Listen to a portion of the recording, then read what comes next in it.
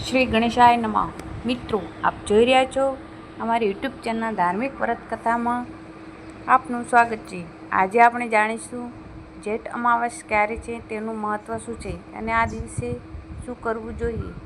આ વર્ષોમાં શ્રેષ્ઠ અમાવસ્યા 24 જૂન 2025ના સાંજે લગભગ 7 વાગે શરૂ થઈ જાય છે. 25 જૂન 2025ના લગભગ 4 વાગે પૂર્ણ થશે. તેથી ઉદય તિથિ મુજબ અમાવસ્યા 25 જૂનના દિવસે ઉજવણી રહેશે. અમાવસ્યાનું મહત્ત્વ હિન્દુ ધર્મના અનુસાર અમાવસ્યા પિતૃઓને સમર્પિત છે. પિતૃ શાંત અને માટે શ્રદ્ધાંજલિ તર્પણ અને પિંડદાન કરવામાં આવે છે. આ દિવસે પવિત્ર નદીઓમાં સ્નાન કરવું, દાન કરવું અને ભગવાન મહાદેવ તથા અન્ય દેવોની પૂજા કરવી ખૂબ ફળદાયી છે. ખાસ કરીને હનુમાનજીના શનિદેવ અને માતા મહાલક્ષ્મીની પૂજા કરવી શુભ માનવામાં આવે છે. કયા કયા કર્મમાં કરવું એ પિતૃ તર્પણ, પિંડદાન, પીપળાનું પૂજન કરવું અને પાણી અર્પણ, તુલસી માતા અને ગાય માતાને સેવા, જરૂરિયાતમંદોમાં દાન, વૃક્ષનું રોપણ કરવું. વર્ષાઋતુની શરૂઆત હોવાના શુભ માનવામાં આવે છે. ઘરમાં શુભ કાર્યની શરૂઆત સૂર્ય અને ભગવાન શિવની પૂજા થાય છે. સૂર્ય નારાયણના દેવના જાગતા દેવ છે કે તેને હરિનો અવતાર માનવામાં આવે છે. નિયમિત સૂર્યની પૂજા કરવાથી પિતૃઓને પ્રસન્ન થાય છે. ભગવાન શિવની પૂજા અને પિતૃઓને શાંત મળે છે અને તમામ ઈચ્છા પૂર્ણ થાય છે. મોક્ષનો અર્થ છે મોક્ષ અને ઈચ્છાનો ત્યાગ છે, જેનો કોઈ મનોકામના રહેતી નથી, પણ જે જીવતા જીવનું મોક્ષ મળે છે. ભાગીરથ પરશુરામે કરેલું સત્યુગ કર્મમાં જીવનનું સાચું ફળ છે. એ જ કર્મ માર્ગે ચાલે તેમાં જીવનમાં સુખ, શાંતિ અને મોક્ષનો પિતૃદોષ સંકેતનો ઘરમાં અશાંતતા પ્રાપ્ત, વિનોદ કાર્યનું સફળ ન મેળવીને શુભ કાર્યનું અડચણ, આ બધું પિતૃદોષનું લક્ષણ હોઈ શકે છે. પિતૃદોષ મુક્ત માટે આ દિવસે ભક્તિપૂર્વક ભગવાન શિવનું સ્મરણ કરવું અને તર્પણ દાન કરવું એ શ્રેષ્ઠ માનવામાં આવે છે. અંતમાં અમાવસ્યાની આત્મા શુદ્ધ અને પિતૃઓના આશીર્વાદ મેળવનારનો દિવસ છે. આ દિવસે કાર્ય શ્રેષ્ઠ બનાવી, પૂજાપાઠ કરી જીવતા જાગતા મોક્ષને તરફ આગળ વધવું જોઈએ. જો આ માહિતી તમને ઉપયોગી લાગે તો લાઈક કરજો, શેર કરજો. અમારી ચેનલને જોઈ રહ્યા તો સબસ્ક્રાઈબ કરવાનું ભૂલશો નહીં. ભોળાનાથ મહાદેવની જય.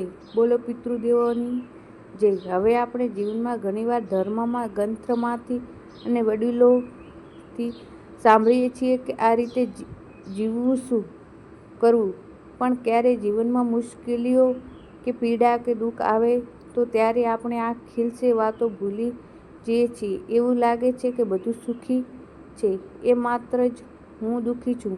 હકીકતમાં દરેક પોતાનું દુઃખ હોય તો ભલે તે ધનવાન હોય કે ગરીબ હોય, સુખ હોય કે દુઃખ હોય, ચોક્કસ વ્યાખ્યા નથી હોતી.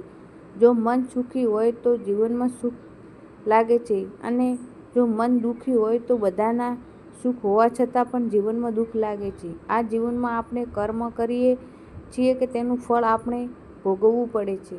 પિતૃદોષ, ગ્રહદોષ અને વગેરે તો પણ બહુ નાના વિષય છે, પણ જો અમાવસ્યાના દિવસે, પવિત્ર દિવસે આપણે ભગવાન મહાદેવની પૂજા કરીએ તો દુઃખ, કષ્ટ દૂર થાય છે.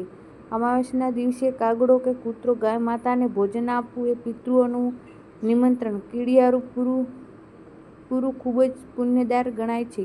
જો આપણા પાસે ધન ન હોય તો પણ આવું કરવું સરળ હોય છે. પશુ પંખીઓને ભોજન કરાવવા માટે મોટી સેવા થાય છે, કારણ કે તે જીવને પણ ભૂખ્યા હોઈ શકે છે. ભગવાન શ્રી કૃષ્ણએ પણ ભગવદ્ ગીતાને કહ્યું છે કે યજ્ઞ દ્વારા મનુષ્ય દેવતાઓને પ્રસન્ન કરે છે અને દેવતાઓનો યજ્ઞ સ્વીકાર મનુષ્યને ફળ આપે છે. જેમ કે વહેતી નદી સ્વસ્થ રહે છે અને જેમાં જીવનમાં વહેતું હોવું જોઈએ તે નદી ના રોકી દાય તો એ કાવડ ભરાઈ જાય છે, ખરાબ થાય છે. એટલું જ નહીં, નદીમાં પાણીમાં જીવજંતુ પેદા થાય છે અને એ જીવનમાં પણ રોકાઈ જાય છે. એ ખુદ જ રહેશે. જ્યેષ્ઠ માસના અમાવસ્યાના દિવસે પીપળા અથવા વડના વૃક્ષની પૂજા કરવી જોઈએ અને કાચું દૂધ અર્પણ કરવું. પીપળાના વૃક્ષના જો દિવસ રાત ઓક્સિજન આપે છે તે બધા દેવતાઓને નિવાસસ્થાન છે અને વડલાનું પૂજન પણ મંગળ પ્રતીક છે અને તેની પૂજાથી આરોગ્ય સુખ પ્રાપ્ત થાય છે. આ દિવસે દીપદાન કરવું એ શુભ માનવામાં આવે છે. વડ કે પીપળાનું વૃક્ષની નીચે નદી ટળે તો મંદિરમાં દીવો પ્રગટાવવો. ઘરમાં પણ લક્ષ્મીજીના નામે દીવો પ્રગટાવી શકાય છે. ખાસ કરીને સૂર્યાસ્ત પછી આખી રાત બળતો રહે છે. દીવો અજવાળાનું પ્રતીક છે અને અમાવસ્યાના તો અંધકારને દર્શાવે છે. જે પ્રગટ દીવો ખૂબ જ પુણ્યદાયક છે. આ દિવસે પિતૃને તર્પણ કરવું ખૂબ જ મહત્વપૂર્ણ હોઈ શકે છે. સવારે ખાસ કરીને બપોરે 12 વાગ્યા સુધી પિતૃઓને યાદ કરીને ખીર, પૂરી વગેરે પીપળા નીચે કે ગાયને ખવડાવવાથી તર્પણ કરતી વખતે દક્ષિણા તરફ મોઢું રાખવું જોઈએ, કારણ કે તે પિતૃઓની દિશા છે. અમાવસ્યાના દિવસે પૂજા કરી ભગવાન શિવને લોટો જળ અને બીલીપત્ર અર્પણ કરે છે. ત્રિકોણામાં ત્રિને ચતુરાધામ મંત્રોનો જાપ કરી બીલીપત્ર અર્પણ કરવાથી શિવને પ્રસન્ન થાય છે. આ દિવસે શું કરવું નહીં અને માંસાહાર અને વ્યસન ટાળવું. બાદ વિના નિંદા ટાળવી, ન કાપવા અને તાણા પણ ન કાપવા. માતા લક્ષ્મીને નારાજ કરતા કાર્ય ટાળવા. આ દિવસે બ્રાહ્મણને કાચું દંત, લોટ, અનાજ, ઘી, ગોળ, શાક વગેરે આપવું શુભ માનવામાં આવે છે. ઉપવાસના રાખવો અથવા સાંજના સમયે એક ટાઈમ ભોજન કરવું એ ખૂબ જ પુણ્યદાયી છે.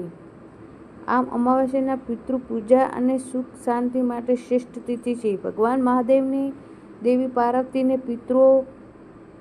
પિતૃદેવોમાં કૃપા આપવું જીવન ખૂબ સુખમય બને છે એવું શુભ માનવામાં આવે છે. બોલો પિતૃદેવની જય. બોલો ભોળેનાથ મહાદેવની જય. જય શ્રી કૃષ્ણ. રાધે રાધે.